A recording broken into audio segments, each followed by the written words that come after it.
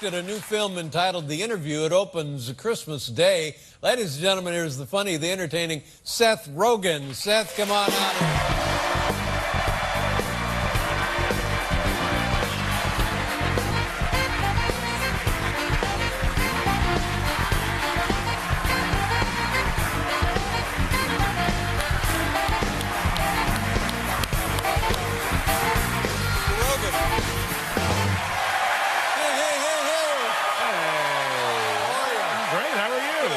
Good.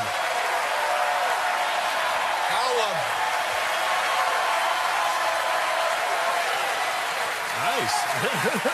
Fun, isn't it? Very lovely, yeah. Great. Well, it's well deserved. That's nice.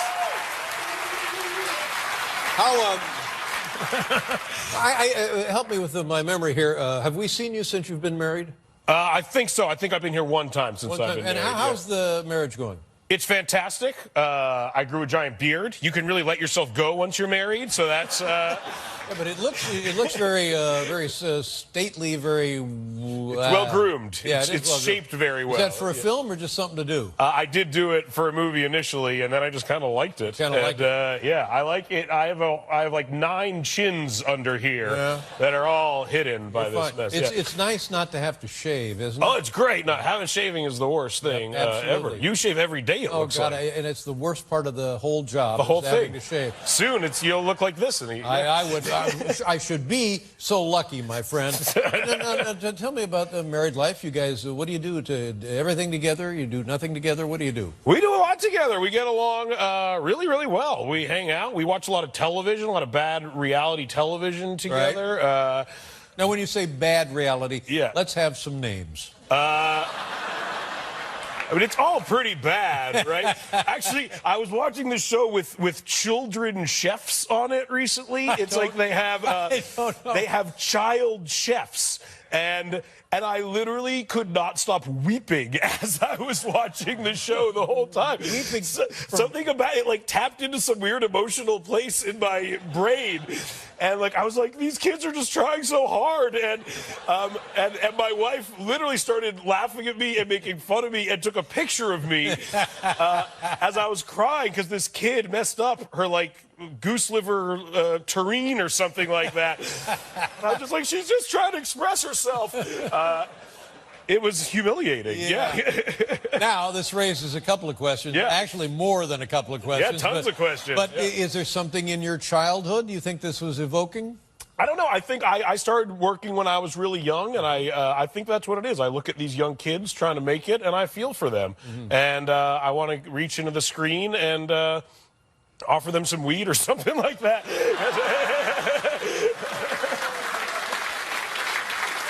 Doesn't mean that. He doesn't mean that. What he meant to say was if they were 18 or 18 above, or older and lived in one of 7 states nationwide. I saw one of those lousy reality shows where there was a fight in the car and the old man put the kid out on the interstate. Really? Yeah. Not allowed. No, it's not allowed. You're not supposed to do that. We'll be right back to Seth Rogen, everybody.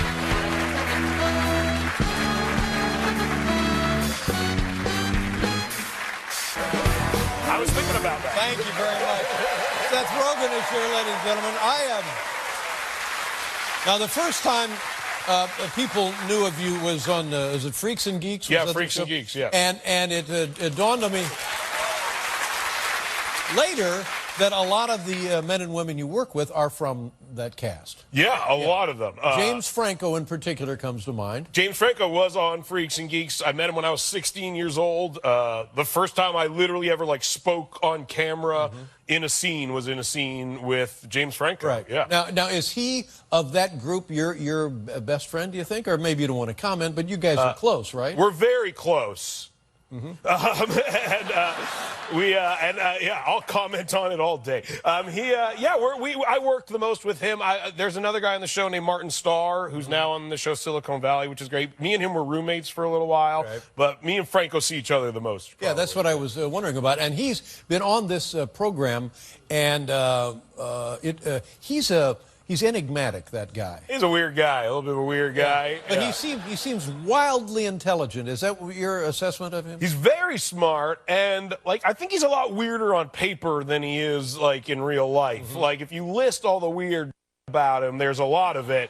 But when you're actually like talking to him, he's not that weird. He's almost like embarrassed by how weird he knows he comes across as, you know? Like he's still in school, he's 37, that's super weird. Like that's But it's also because a lot of today's top stars don't go to school at all. No, I dropped out of high school personally, so yeah, that's my point. But he now continuing education, so very much so. Yeah, you can't mock the man for that. No. Yeah, but when the two of you are out, who runs that show? The two of you? We don't go out socially all that much because he works so much, but we work together, and that's kind of like our social outlet. Right. But when we go out, yeah, he's very like incognito. People like are weirded out. They're intimidated by him, I think. Wow. And they're not intimidated by me because I look like a big idiot, and no. he looks like a handsome model-y guy. I'm much more accessible, I would say. No. I look like a Muppet of some sort. No, again, there's some self-esteem. But now, here's the key question. Is your wife comfortable when Franco comes over? There's a slight love triangle dynamic that does develop. No, I don't believe that. I don't believe that for a second. She likes James very much. There's no reservation about, oh, God, he's coming over? Will he leave? How late will he stay? Exactly. Will he read to us? Will he just... read to you? No, he reads. He has books around. He reads a lot. This is grand. No, my wife loves him. Yeah, not too much. Just the right amount. Just the right amount. Okay. Now, having established that, who did you co-direct this film with? Evan Goldberg, who's a guy I met in bar mitzvah class when I was 12, and we've been working together ever since. Is this your first directorial assignment of any weight? No, this is the end movie we did a couple years ago. We directed that as well. This is our second. Now, do you enjoy? You enjoyed directing? It is fun to direct. Yeah, it's nice to tell people what to do and they listen. Yeah, it's great. But in terms of your own performance, how are you able to be objective about that? It's hard, I think. I have another guy with me watching to make sure if it sucks, he can tell me. And we test the movies a lot with audiences, and so they tell us if it sucks. And what is that like? They get questionnaire cards to fill out after the film? Is that what? Yeah, and we watch it in a theater with them to see what jokes they laugh at and what jokes they don't laugh at. And is that must be nerve-wracking, eh? Oh, it makes me constipated for 4 days leading up to it. It's actually the most nerve-wracking part of my entire job is the first time we show our movies to like a test audience, because often there's like a conceptual idea to them that people might just hate, and it could literally just destroy the movie in its opening 30 seconds or so. Right. And so once they overcome that, then it's usually pretty good. And your films test, what would you say, 80% positive, 90% positive? How high do they test in terms of people really enjoying them when they see the first early efforts? High 80s, low 90s usually. Yeah, and that's what you're going for. Man. Yeah, come on. Yeah, they test Good well. for you. So now getting back to you and Franco, there's this show, Naked and Afraid, and you and Franco, James Franco, are on the show Naked and Afraid. For the love of God, why? Why? We're big fans of the show. That was the first. Now, I know that's a lie. No, I know that that's absolutely a lie. It's one of these reality shows me and my wife watch, and they take people and they drop them off naked in the wilderness for 3 weeks. Yes. With nothing. They get one item each, and they often pick something stupid like a magnifying glass. You're like, what? Like, I would take like a 40-pound cow with me. Well, what did you take? Weren't you? I took toilet paper because I.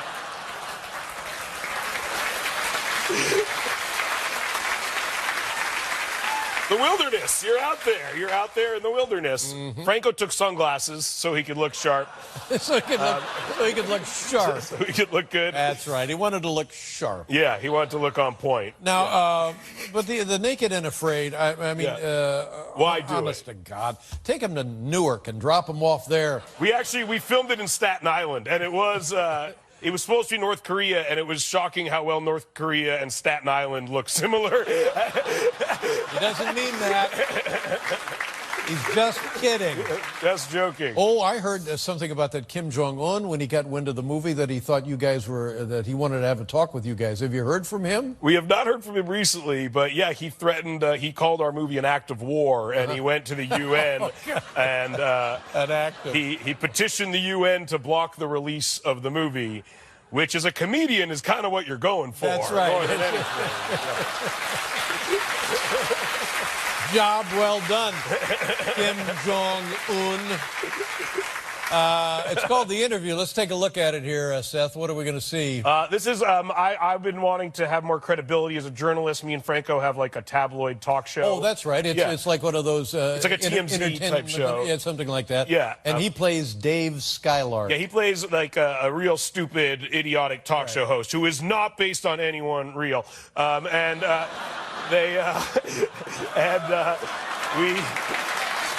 Wait a minute. No, not based on anyone real. And he really, this performance, he really goes to work on the scenery, though, doesn't he? He really goes for it. He goes Yes, crazy. He does. And so yeah, this is us finding out that maybe we can gain some credibility by doing an interview with Kim Jong-un. All right, Seth Rogen, it's The Interview. Take a look at it. Beginning Christmas, ladies and gentlemen. Yeah, shut up. I'm on the phone, okay? What? Dude, that was John Kerry's office. Forget that. This tops it. The Times printed it about North Korea. Read the bottom. Kim Jong-un is known to be an avid consumer of American entertainment. His favorite shows are The Big Bang Theory And Skylark Tonight. Oh, boom!